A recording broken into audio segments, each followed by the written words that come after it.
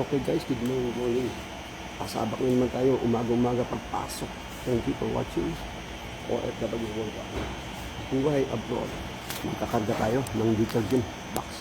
2 pallets. Ayan po. Okay, immediate.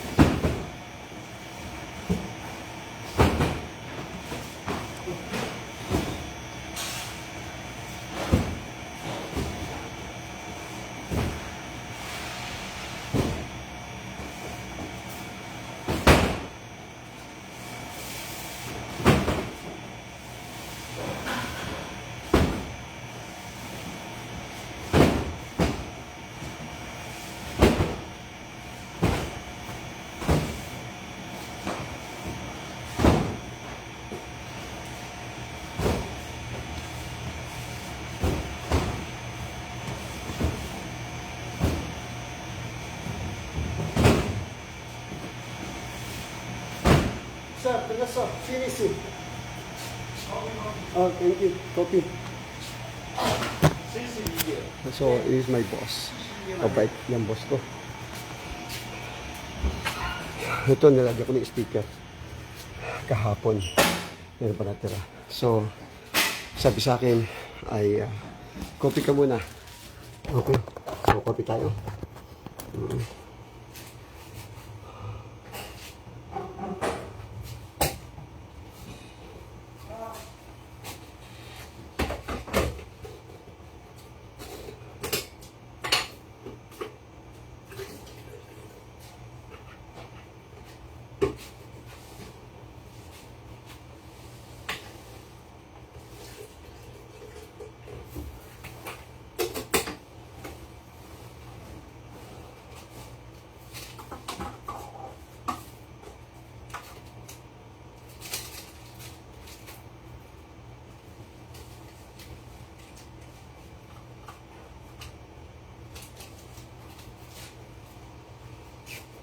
Okay, so mainit, no? Pero magkukopi tayo si Kuya Ace kasi lalabanan natin yung init ng panahon.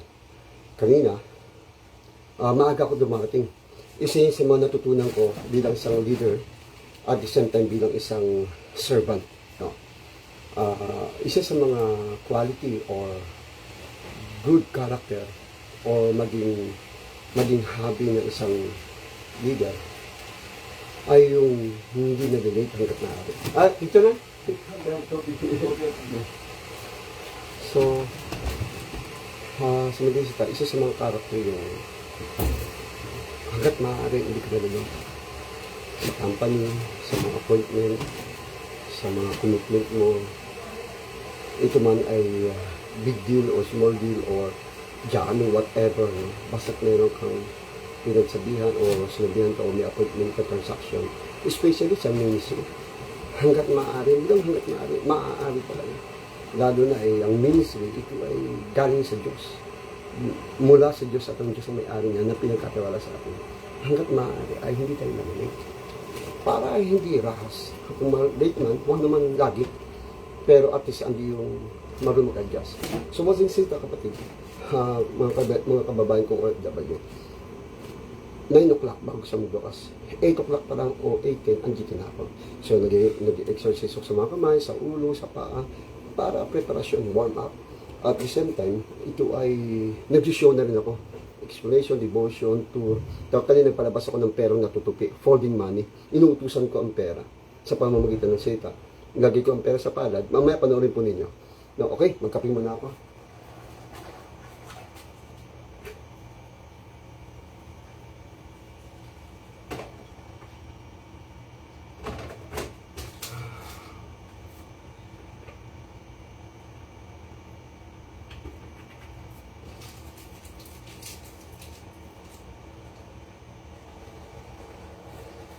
Yan.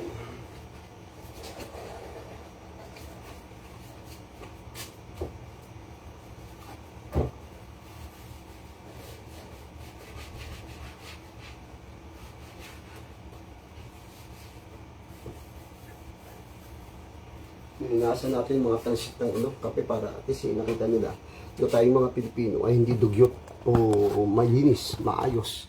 Isa yung sabi na kahapon na sabi ko nga magpakabait nasa tulong ng Diyos, no?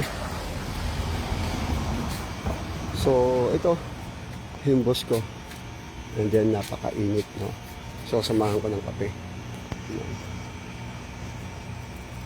So, dito, sa biyayang Panginoon, naalala ko tuloy yung una, na pagpunta ko dito, guys, naligaw pa ako. Talagang isang oras na ako higit, naglalakad pa ikot-ikot sa highway, bawal lang maglakad sa highway, pero doon ako dinaan ng mga Koreano, kinagito-gito, no, ingat lang ako, kasi bawal nga dumaan. Tapos nalita ko dito ng isang oras, nakita ako, sabi ko, pasok pa ba ako? Sabi ko, pasok ka. Hanggang sa bandang ko, sabi ang Panginoon, pinabalik na ako, sa isang linggo isang beses. Yun nga, nasabi ko na after ng mga ilang araw, 2 beses na isang araw, sa isang linggo. Naging 3, ngayon naging 4 na sa isang linggo. No? So hanggang bukas pa tayo dito. Tapos sa restaurant. Tapos dinadala ko sa ibang lugar naman. So yun ang aking trabaho dito, guys. So ito lang po masasabi ko. So katulad yan, pagdating doon, alam mo na kagad gagawin mo. So hindi na kailangang utusan pa ng amo. Pero ang mata niya maliksi, parang CCTV. Kasi malaramdaman mo yan eh. No? Kung ano amo mo, kung alam mo ba yung ginagawa mo, maaasahan ka ba, may kusa ka ba, initiative. Importante yan, initiative ko. Tapos cooperative, no? Cooperation. Yung partner ba kayo? Na siyang amo, ikaw yung kasama ng amo. Di ba? Hindi ka alipin. Never na tayo alipin dito sa Korea. We are partner them sa kanilang ekonomiya. No? Mali yung isipin, mali na slave tayo, kaya ganun trato sa atin. No? Sinasabi sa mga Korean, we are not slave. We are worker, no, o partner. Okay? So, minsan pa muli, iyan po ay isa sa mga pinapaliwanag ko sa ating mga OFW, yung educational, yung ethic, behavior, marinism. So, mamaya ipapalabas po natin yung aking pinalabas kanina doon na may kaunting aral patungkol sa about the money. No, number 1 yan, no? Number one, ang money, nasabi nga mayroong power. Pero sa totoo lang, ang money, walang power yan. Wala namang isip yan eh. Wala naman yung buto yan, wala naman yung emotion, wala naman intellect yan, walang will. Humahawak ng pera na nabinigay ng Diyos sa atin. Tayo ang may power.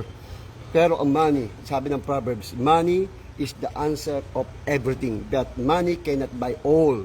I repeat, money cannot buy all, but can provide and answer everything.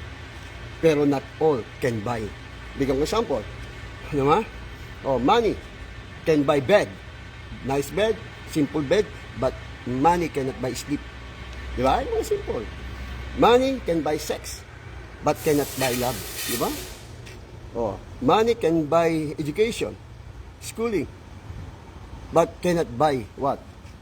Smart, brilliant, integrity. Yun yung mga sample. No? So, money can buy house, but cannot buy home. Because house is only building, but home is only a family.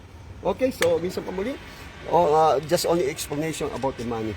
So, I hope nakapagbigay konting aral, nakapagbigay konting paalala. Tandaan po natin, naalala ko yung sinabi ng Diyos, na buhay ni David, nagpapakabait siya, nagpapakabuti siya. Like Jesus Christ. Si Jesus Christ, number one. Naging favor with God, favor with men.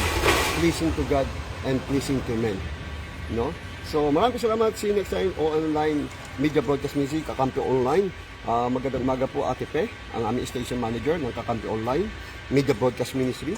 Ang aking mga OFW winner, si Kuya Rick, Kuya David, Kuya Corky, Ate Beng, Ate Rich, Ate Lorna, at sa lahat ng OFW worldwide, sa atang mga Luzon, Visayas, Mindanao, sa Bansang Pilipinas. Ito ang programang saludo po ko sa inyo. OFW Lifestyle, buhay abroad. Dito lang po sa Bansang South Korea. Dito lang po sa Incheon niya. Yang Kimpo, Yang Dong Incheon. Maraming salamat. See you next time. Naway nakapagbigay ng aral, nakapag-copy na, at nakapagbigay pa ng education, entertainment, at nakapagbigay pa ng tour. Maraming salamat. Thank you very much. God bless you. Pasok na po tayo. Bye.